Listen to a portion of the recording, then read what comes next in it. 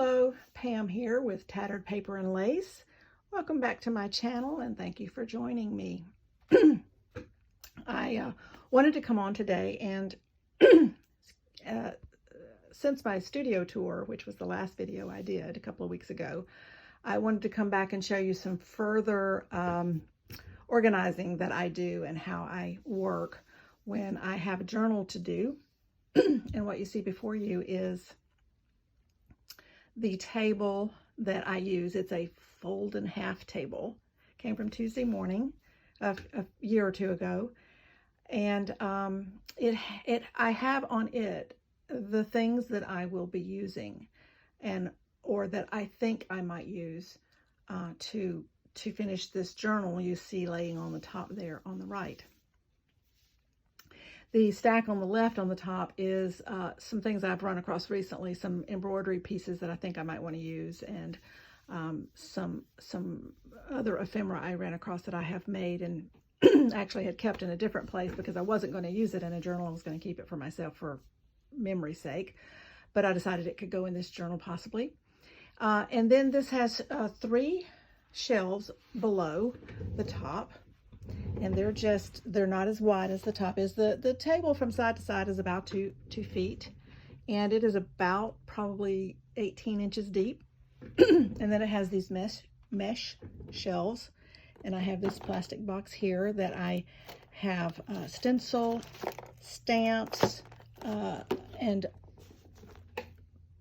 medium-sized envelopes and paper ephemera that I might want to use in this journal. some vintage stationery excuse me, some vintage stationery and that sort of thing. And then over here I have this little box that has bits and pieces of lace and bits and pieces of fabric that I use for little clusters and collages and things like that. And under that is just a little bit of trim and some other fabric that I might use for this journal. And then below on the next shelf I have a bigger box that has wallpaper border, paint, washi tape, some smaller pieces of ephemera I might want to use, some 3D things that I might want to use.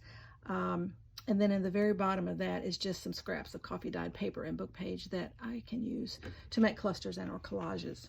And then over here I have a stack of smaller books that are pages that I can take pages out to use. I can take images out of these to use if I need additional images, or if I need some collage fodder, I can get it from there. And then down here on the bottom shelf, I have some additional books that are a larger size. Some of these already have been used for pages in the journal, but there's also images, and some, like this book right here is really cool. It has got the coolest writing. The writing on the front, that's the kind of writing that is inside. It has some cool architecture pieces and things like that. So those are the books to use if I need something to make a cluster or a focal point on collage or whatever. And then I have this tray. It's a 12 by 12 tray that has some 12 by 12 pieces in it and some larger things in it, some printouts that I have of laces and doilies and things like that that I might use. And then under that is 12 by 12 scrapbooking pads of paper that I might want to use as well. So this is how I work. This is where everything goes. And I know you're probably saying to yourself, but my goodness, Pam, you've got to put all that away. Yes, I do. But it's all right there. It's not everywhere in my room. It's not, I've got a desk that sits behind me where I sit, and I sit at a table, and so I've got those surfaces, and then I have another table across the way. Those are all surfaces that these things might be on if I didn't have this rollaway table. And so now I can corral it all in one space.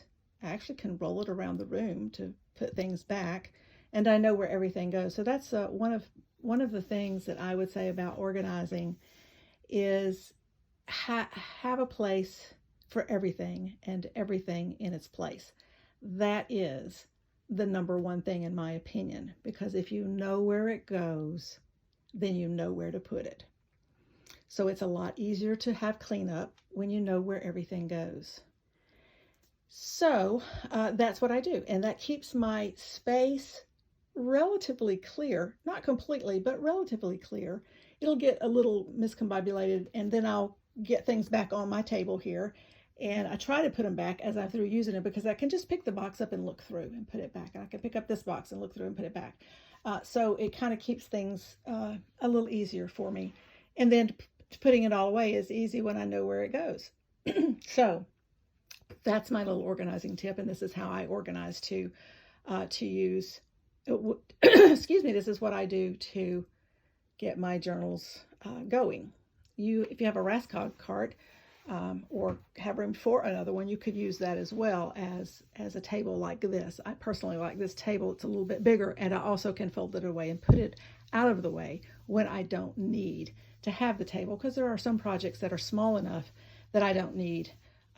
I don't even need to use this, because it's a simpler project. So anyway, that's my little organizing tip for today. I wanted to let you know that I have not done any videos in 2 weeks. I'm trying to do 1 video a week, and I have not done any in the past 2 weeks because last Tuesday, a week ago, I had knee surgery. So my stamina, it has not completely returned. I do feel better today. That's why I'm bringing you this video. So I will try to continue to do a video a week. I totally, completely appreciate and love all of you guys that are watching, and I thank you for watching, and I thank you for subscribing. So please do subscribe if you find what I do interesting. I will tell you that I was a professional organizer for a couple of years, had my own business with a friend of mine. And so I have a lot of tips, and I have a lot of ideas. And so wanted to bring that little bit to you. But I do want to thank you for the last few people who have subscribed. Amy Mercer, Carolyn Carpenter, Susan S., Paper Play with Julie K., and Shelly Meldrum have all subscribed recently to my channel, and I thank you so very much for that. And I would wish that others will subscribe. I have other things coming, and I have tried to do a video a week, but I had to take a little break with the knee surgery. But I do want to give you a little sneak peek, a little look at this journal that I'm doing. It's oversized. This is a 10.5 by 7.25, I think. These are the pages from the book, and it's called Apples of Gold and Pictures of Silver, and it has some of the most amazing photos in it, or etchings. It's actually etchings, and so some of these are going to go in there. But this paper is so fragile. It's from 1890, 100 and something years old. And it's very fragile, so I may wind up having to make copies of the pages that I want to put in because I'm not sure I can make them stable enough to not tear when turning pages. I'm thinking about that and working on that, but I have not been working on anything, videos or journals or anything, for a little while because of the surgery.